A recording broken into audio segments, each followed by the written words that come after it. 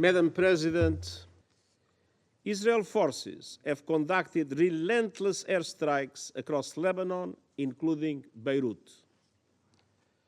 The United States and France, with the support of several other countries, have proposed a temporary ceasefire allowing for the restart of negotiations.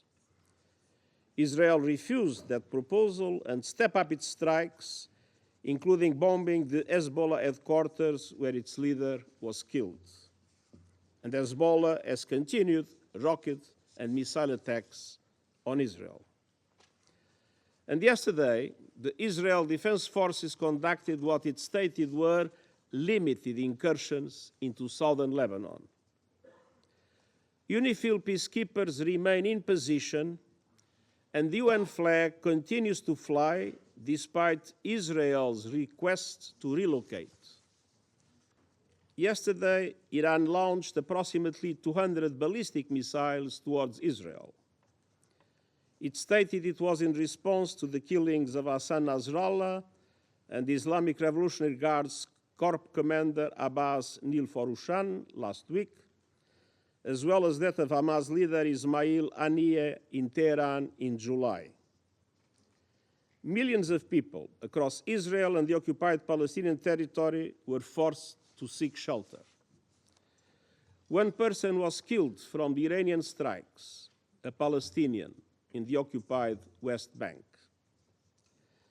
As I did in relation to the Iranian attack in April, and as should have been obvious yesterday in the context of the condemnation I expressed, I again strongly condemn yesterday's massive missile attack by Iran on Israel. And these attacks, paradoxically, do nothing to support the cause of the Palestinian people or reduce their suffering. Almost 1 year has passed since the atrocious 7 October acts of terror by Hamas and the taking of hostages. And since last October, Israel has conducted in Gaza the most deadly and destructive military campaign in my years as Secretary General. The suffering endured by the Palestinian people in Gaza is beyond imagination.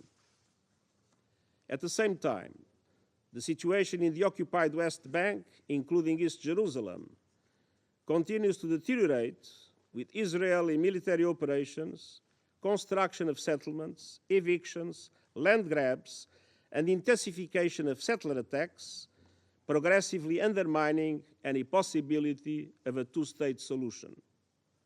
And simultaneously, armed Palestinian groups have also used violence.